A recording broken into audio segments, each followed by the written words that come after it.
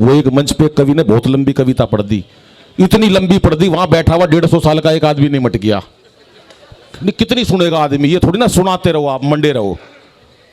निमट गया अगला, कवि को कोर्ट ले जाया गया। जज साहब बोले, कवि महोदय आपने बहुत लंबी कविता सुना दी, आपकी कविता सुनकर देश का एक वरिष्ठ नागरिक कम हो गया, आपको सजा मिलेगी, वो भी फांसी की सजा मिलेगी, आप अपनी अंतिम इच्छा बताओ। कवि बोला, जज साहब वही कविता मैं एक बार आपको सुनाना चाहता हूं। कवि का नहीं पता वो क्या कर दे वो, लेकिन आज मुझे इस बात की खुशी है कि मेरा चयन अच्छा हुआ, जहां रितु गोयल जी और सीता सागर जी ने गीतों की बौछार करी। इस हास्य विराट कवि सम्मेलन में आपने जो प्यार दिया खड़े होकर कविताओं को, मैं आपका आभारी। हास्य में जहां यूसुफ दादा जी ने और हमारे प्रवीण शुक्ल जी ने जो जलवे दिखाए, मैं उनका आभार व्यक्त करता हूं। और दिनेश रघुवंशी जी जो बहुत दूर से चलकर आए हैं, सिर्फ प्यार में चलकर आए हैं, मैं दावा करता हूं जब आप उनके 4-5 मुक्तक भी सुन लेंगे तो यहां पर एक भी ऐसा आंख नहीं होगी जिसकी आंखों में आंसू नहीं होंगे। और उसके बाद तो सारा जलवा आपको देखना ही है, चाहे वो सुरेंद्र शर्मा जी का हो। आज पूरे विश्व में वो एक पर्याय हैं हास्य के। और संतोष आनंद जी के बारे में जब उनका स्वागत करेंगे तब मैं बतलाता हूं। उससे पहले जो सीता जी ने एक पूरा आसमान पे उठा दिया कवि सम्मेलन, ये आपका प्यार है, ये आपके संस्कार हैं। हम हास्य को सुनकर खुश होते हैं, गीतों को सुनकर खुश होते हैं, लेकिन रूहानियत को सुनकर जो प्रभु से प्यार है उसमें सारे श्रोता झूम उठे। वाह भाई वाह, क्या बात है। ये है रोहिणी के लोग हैं, या नेता भी हैं, सब लोग बैठे हैं, लेकिन इतना प्यार प्रभु के प्रति आपका है, ये मैं आपके इसको सल्यूट करता हूं। और जब उन्होंने बताया कि ये कविता प्रभु ने ही दी है, दीपक भाई बैठे हैं, आदरणीय हमारे बीच में आई थी अभी चित्रा अग्रवाल जी बैठी हैं, उन्होंने बहुत प्रयास करके इस पूरे हॉल को 10 दिन की मेहनत से इसको ठीक किया है, मैं उनका भी धन्यवाद करता हूं। दोस्तों 2 मुक्तक पहले सुनाता हूं और छोटा छोटा करके केवल 10 मिनट का काव्य पाठ करूंगा। बिल्कुल नया मुक्तक है और आप दोनों को समर्पित करता हूं, आप सुनिएगा और आपको अच्छा लगेगा। आदरणीय चाचा जी को भी समर्पित करता हूं। पहली बार लिखा है कि कृष्ण भगवान जी से पूछा, मैं मंच पर ये कविताएं इस प्रकार की कम इसलिए पढ़ता हूं क्योंकि लोग हास्य पसंद करते हैं, लेकिन अगर रूहानियत की बात हुई तो आप देखिएगा कि कृष्ण भगवान से अक्सर प्रश्न किया गया, आप बांसुरी बजाते हो और इस बांसुरी के स्वरों के अंदर जब भी आप बजाते हो तो ये हमारी सौत हमें लगती है, क्योंकि आप हमसे प्यार नहीं करते, बांसुरी से ज्यादा करते हो, ये आपके अधरों पर रहती है। जब राधा जी ने शिकायत की, गोपियों ने शिकायत की, तो कृष्ण भगवान ने पहली बार एक उत्तर दिया। शायद मुझे तो मंचों पर ऐसा कुछ सुनने को नहीं मिला, लेकिन आप सब श्रेष्ठ कवि हैं, आपने सुनी होगी, आपको समर्पित करता हूं कि कृष्ण भगवान ने पहली बार क्या उत्तर दिया, सुनिएगा। मैं संगीत का विद्यार्थी हूं, सरगम सीखी मैंने, सा रे गा मा पा धा नी सा। तो कृष्ण भगवान क्या बोले कि ऐसा मत कहो राधे मैं तुमसे बहुत प्यार करता हूं, ऐसा मत कहो गोपियों मैं तुमसे बहुत प्यार करता हूं, मेरे जितने भी अजीज हैं, चाहे वो गौ माता है, चाहे वो मोर का पंख है, सब लोग, दही माखन मिश्री, मैं सबसे बहुत प्यार करता हूं। और जब मैं बांसुरी बजाता हूं तो उसके स्वरों में तुम ही तो निकलते हो, लेकिन तुमने कभी ध्यान ही नहीं दिया। और अब आप सुनिएगा, दिनेश भाई ने मुक्तक सुना और मेरे को आशीर्वाद दिया, बोले अनिल ये मुक्तक कमाल के हैं। मैं 2 मुक्तक पढ़ता हूं, आदरणीय चाचा जी को समर्पित करता हूं, सुनिएगा साहब। और सीता जी ने जो माहौल बनाया है उसी को आगे बढ़ाकर फिर थोड़ी हास्य की कविता सुनाऊंगा, सुनिएगा कि कृष्ण भगवान क्या बोले। विजेंद्र जी सुनिएगा कि 7 सुरों में छिपे सारे प्यारे। वाह, ये जो बांसुरी है इसके सुरों में क्या निकलता है, प्रधान जी सुनिएगा कि 7 सुरों में छिपे सारे प्यारे, वो जिसने भी कहना से प्रीत लगाई, के 7 सुरों में छिपे सारे प्यारे, वो जिसने भी कहना से प्रीत लगाई, के रेधा के स्वर में छिपा राधे राधे, तो मारे के स्वर में छिपी मीराबाई।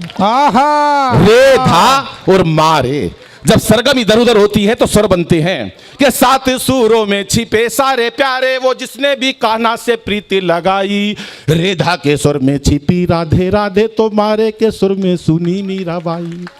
कि रेगा में होली का रंग समाया, रे और गा, कि रेगा में होली का रंग समाया, तो गापा को सुनते ही गोपियां आई।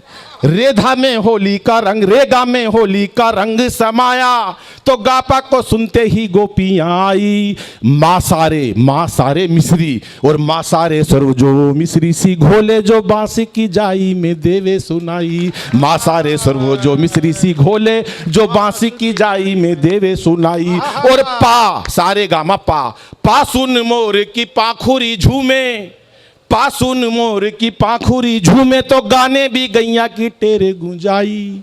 पासुन मोर की पाखुरी झूमे तो गाने भी गैया की टेरे गुंजाई। माँ से है माते यशोदा की ममता तो कान्हा ने माखन मटकी चुराई। माँ से है माते यशोदा की ममता, माँ से है माते यशोदा की ममता तो कान्हा ने माखन मटकी चुराई। बहुत गारे अच्छे। और धारे, गारे और धारे, गारे और धारे में गिरधर गूंजत। गिरधर में देखना 4 शब्द आते हैं, गिरधर।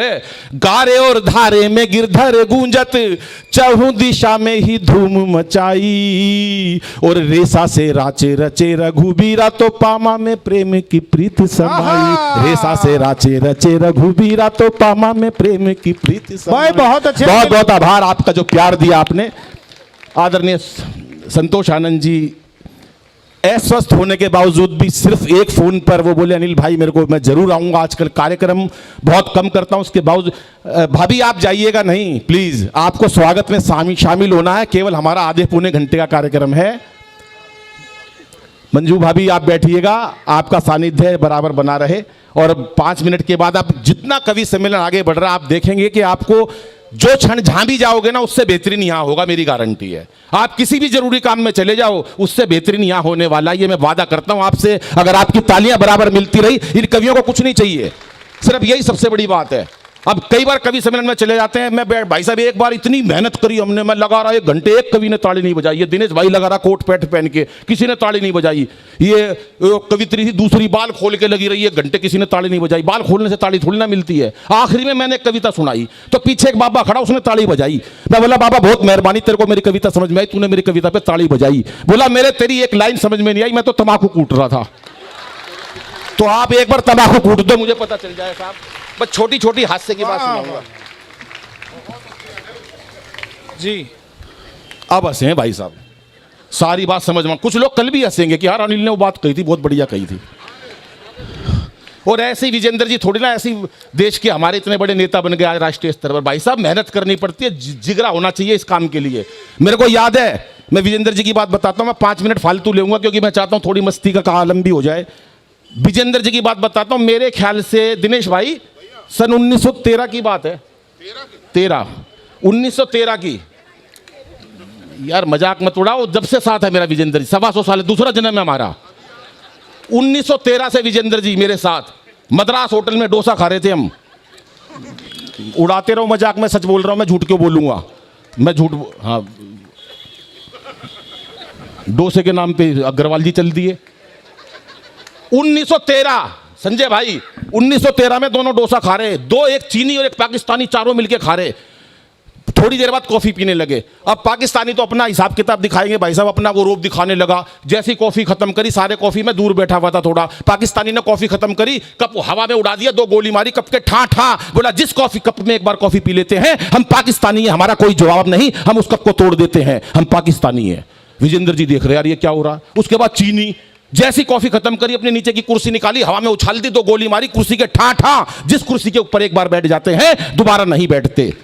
अब विजेंद्र गुप्ता जैसी कॉफी खत्म करी, पहली तो मारी चीनी के, दूसरी मारी पाकिस्तानी के। बोले जिसके साथ एक बार कॉफी पी लेते हैं, तालियां थोड़ी हैं। हाँ, ये वाला माहौल चाहिए मेरे को साहब। अब 15 दिन हो गए इनको, ये यूपी की यात्रा से आए हैं, 15 दिन से मेरे से कह रहे हैं यार अनिल भाई मेरे साथ कॉफी पी ले। अब मेरे को समझ में नहीं आ रहा है मैं पीऊं कि नहीं, पता नहीं कब निपटा दे आदमी को। हमारे हंसराज जी हैं, बहुत मस्त आदमी हैं भाई साहब, ये मंच के ऊपर वैसे भी बहुत बोलते हैं। इनकी एक बात बता दूं, बुरा मत मानना, शादी हुई इनकी, शादी की पहली रात 1 घंटे अपनी लुगाई से एक शब्द नहीं बोल सके। ये पहली रात 1 घंटे एक शब्द नहीं बोल सके। 1 घंटे बाद बोले तेरा नाम क्या है, वहां भी छठी हुई थी हरियाणा की, बोली कार्ड पे कि तेरी बुआ का नाम लिख रखा है। हंसी कहीं से भी निकल सकती है। हमारे हरियाणा में तो अलग अलग अद्भुत बात है। वो हमारे मक्खी मच्छर में हास्य है। वो एक मक्खी की मच्छर से शादी हो गई, शादी के अगले दिन ही मक्खी जोर जोर से रोई। मक्खी मच्छर की शादी हो गई, शादी के अगले दिन ही मक्खी जोर जोर से रोने लगी। सहेली ने पूछा बहन क्या हुआ, बोली कुछ नहीं, रात को गलती से गुड नाइट जला दी, तेरा जीजा मर गया। हरियाणा है, हरियाणा में कुछ भी हो सकता है।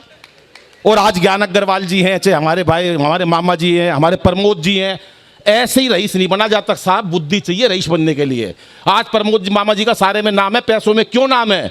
ऐसी थोड़ी ना बने हैं, होशियारी चाहिए। मैं बताता हूं, सन 1900 मेरे ख्याल से 12 की बात है, 1912 में सर मैं अपनी मर्सिडीज लेने गया था, जब चली भी नहीं थी।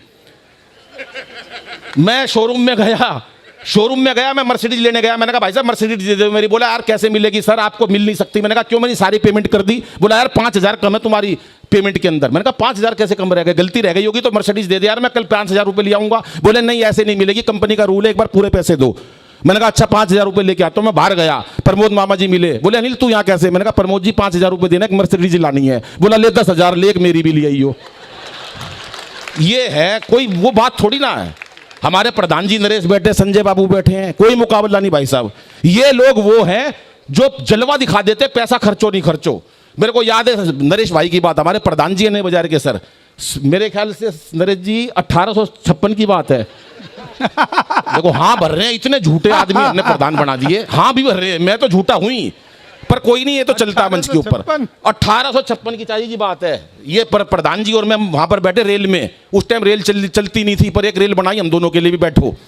हम बैठे उसमें, एक चीनी एक पाकिस्तानी एक ये बैठे हुए। अब चीनी ने क्या करा, 500 का नोट निकाला पाकिस्तानी ने, और ऐसे गोल घुमा के बीड़ी बना के फूक के फेंक दिया।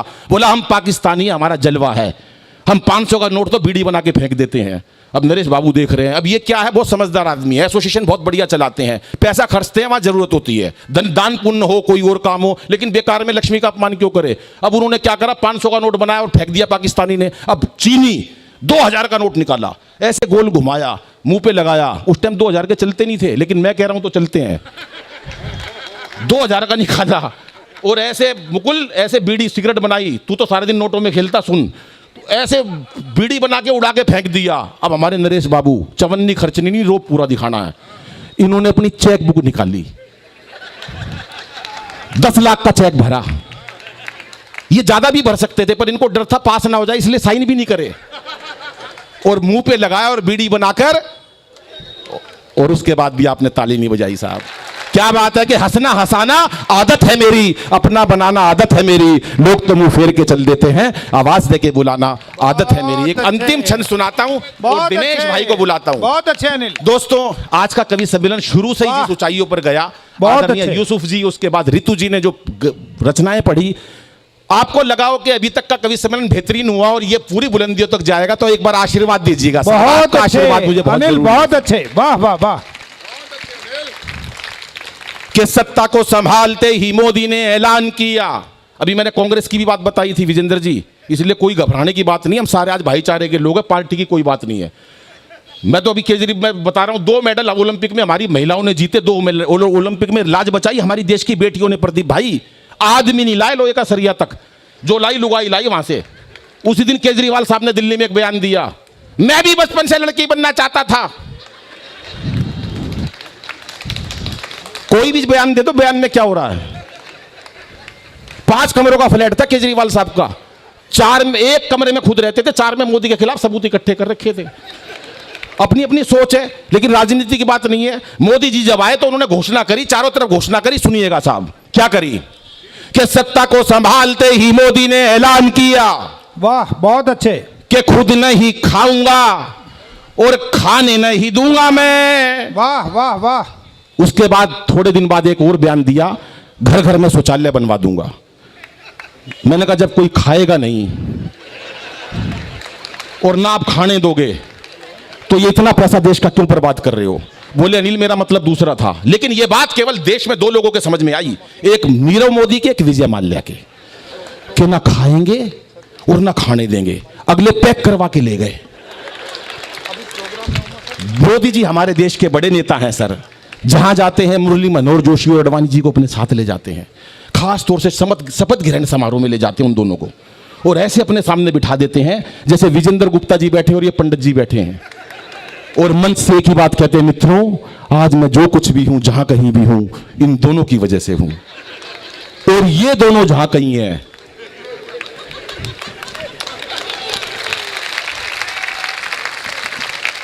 कि सत्ता को संभालते ही मोदी ने ऐलान किया कि खुद नहीं खाऊंगा और खाने नहीं दूंगा मैं, और अखिलेश, ये पिछले चुनाव की बात बता रहा हूं, एमपी का जब इलेक्शन था, और अखिलेश बोले अब जिंदगी में पप्पू जी को अपनी ये साइकिल चलाने नहीं दूंगा मैं।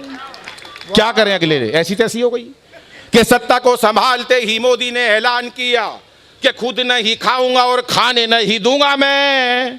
और अखिलेश बोले अब जिंदगी में पप्पू जी को अपनी ये साइकिल चलाने नहीं दूंगा मैं। अमित शाह बोले चाहे कोई भी जुगाड़ करूं, अमित शाह बोले चाहे कोई भी जुगाड़ करूं, गवर्नमेंट किसी को बनाने नहीं दूंगा मैं। कहीं कोई जीत जाए अगला जब भी पहुंच जाता है। अभी यूक्रेन में भी बोल रखा, भाई तुमसे नहीं समझ रहा हो तो बता देना। 12:30 बजे मोदी जी का फोन मेरे पास अक्सर आता है, मैंने आज वो बात बताई नहीं, बहुत लंबी है। अभी परसों भी दिनेश भाई फोन आया, मोदी जी बोले यार यूक्रेन की लड़ाई हो रही है सोवियत संघ से, रूस से, क्या करूं? मैंने कहा कुछ नहीं, एक गोला मार दो। बोले नहीं यार वो दिक्कत पैदा हो जाएगी, गोला ऐसे मारूंगा तो बदनाम हो जाएंगे। मैंने कहा नहीं, आप कह देना कि वो टप्पा खा के उधर निकल गई, मारा तो रूस ने था, कुछ भी कह दो, क्या दिक्कत है? ये बातें होती हैं भाई साहब। मैं आज मेरे से मोदी जी बात करते, धारा 370 मेरे से सलाली मैंने कही हटा दो, राम मंदिर था मेरे से सलाली मैंने कहा बनवा दो, पर कोई यहां पर यह बात कहता नहीं है। मैं अपनी बड़ाई खुद करता नहीं। मेरे से कह रहे थे पद्मश्री ले ले, आज का टाइम था शाम का, ले ले। मैंने कहा नहीं, आज विजेंद्र गुप्ता जी और बड़े बड़े लोग आ रहे हैं, मैंने मना कर दी, इतना त्याग कोई कर नहीं सकता। उसके बाद भी ताली नहीं बजाई। अब बस आखिरी चीज सुना रहा हूं मैं कि सत्ता को संभालते ही मोदी ने ऐलान किया कि खुद नहीं खाऊंगा और खाने नहीं दूंगा मैं। और अखिलेश बोले अब जिंदगी में पप्पू जी को अपनी ये साइकिल चलाने नहीं दूंगा मैं। अमित शाह बोले चाहे कोई भी जुगाड़ करूं, गवर्नमेंट किसी को बनाने नहीं दूंगा मैं। और अपना स्थान लेता हूं अंतिम पंक्ति पे, आपके हाथ उठा के तालियां बजे साहब, और आपको मस्ती आएगी कि योगी जी ने क्या कहा था कि अमित शाह बोले चाहे कोई भी जुगाड़ करूं, गवर्नमेंट किसी को बनाने नहीं दूंगा मैं। और योगी जी ये बोले मेरा नारी से क्या लेना देना, खुद ना पटाई और पटाने नहीं दूंगा मैं, खुद ना पटाई और पटाने नहीं दूंगा मैं, खुद ना पटाई। बहुत बहुत आभार। लेकिन चार पंक्तियों के साथ अपना काव्य पाठ समाप्त करता हूं और बुलाता हूं देश के बड़े कवि को, जिनका नाम दिनेश रघुवंशी जी है। साहब, हम संस्कारी लोग हैं, लेकिन इतने देश में बहुत सारी कुरीतियां चल रही थी। कभी पर्दा प्रथा थी, कभी बेटियों को जला के मार दिया जाया करता था। उसके बाद हमारे रामकृष्ण परमहंस और ना जाने राजा राम मोहन देव राय ने कितने ऐसे अभियान चलाए, विवेकानंद जी ने, जिससे कुरीतियां दूर हुई। लेकिन पिछले कुछ दिन से आपने देखा होगा कि नारी को जो सम्मान मिलने लगा है, लेकिन एक कुरीति हमारे समाज में थी साहब 5 साल पहले, लेकिन कवियों ने अपनी वाणी मंच पर बोल बोलकर कहीं ना कहीं लोगों के मन में पहुंचाया कि हम बेटियों को गर्भ में ना मारे, हम बेटियों को गर्भ में मार देते हैं। राजस्थान हरियाणा में परंपरा ज्यादा है। 4 पंक्तियां कहता हूं और अपना स्थान लेता हूं कि इसे बेटा बना पालो तो ये इतिहास छू लेगी बेटियों को, अगर इसे बेटा बना पालो तो ये इतिहास छू लेगी, करो विश्वास बेटी पर तो ये विश्वास छू लेगी। कभी जीवन में बेटी को नजरअंदाज मत करना, जरा से पंख खोलोगे तो ये आकाश छू लेगी, जरा से पंख खोलोगे। धन्यवाद, नमस्कार, जय हिंद। आइए मित्रों, मैं उस कवि को आमंत्रित करता हूं जिनका नाम दिनेश रघुवंशी है। दोस्तों, बहुत कम कवि ऐसे हैं देश में जिनको मैं सुनना चाहता हूं। उसमें से लगभग सभी वो कवि आज मंच पर विराजमान हैं जिनको मैंने नीचे बैठ के सुना और आज भी सुनना चाहता हूं। ये उनकी मोहब्बतें हैं कि वो मेरे को कितना प्यार देते हैं, ये उनका आशीर्वाद मुझे मिलता है और तमाम लोगों का मिलता है। लेकिन दिनेश भाई ने जो गजब मचाया है अपने मुक्तकों से, मुझे लगता है हिंदुस्तान का कोई ऐसा कवि नहीं होगा जिन्होंने, अगर उन्होंने किसी ने लिखा भी है बहुत सारे लोगों ने, तो दिनेश भाई की टक्कर से कहीं ऊंचा नहीं है वो। दिनेश भाई अपने आप में विशाल हैं, अपने आप में एक ऐसे हस्ताक्षर है हिंदी साहित्य में जिनको मैं बहुत सम्मान के साथ बुलाना चाहता हूं। और ये सम्मान तब होगा जब जितनी व्यवस्था गेट के पास है, मैं चाहूंगा आप उन तमाम लोगों से कि सारे लोग आ चुके हैं, आप अपना स्थान ग्रहण कर लो। मैं फिर दोबारा मंच के पास से बोल रहा हूं, दीपक भाई, इन सब लोगों को कुर्सी पर बिठा दिया जाए जितने लोग बैठे हैं, और कम से कम हलचल ना हो वहां पर बिल्कुल भी। ज्ञान जी, आपसे निवेदन करता हूं, और जिनको जाना है वो एक बार जाके वापस फ्रेश होकर आए, क्योंकि ये मुक्तक इस प्रकार के हैं, ये पूजा है। अब आप जितने 3 कवियों को सुनोगे वो पूजा का काम है। दोस्तों, एक बार हाथ उठा के तालियां दिनेश रघुवंशी जी के लिए बजाई जाए। ये तालियां थोड़ी हैं, पीछे के लोग अभी भी कम बजा रहे हैं, वो देख रहे हैं, शायद हमारे को देख नहीं रहे वो लोग। दोस्तों, ये कवि का हौसला बढ़ाने की बात है। दिनेश भाई आए, मैं उनको नमन करता हूं। अरे भाई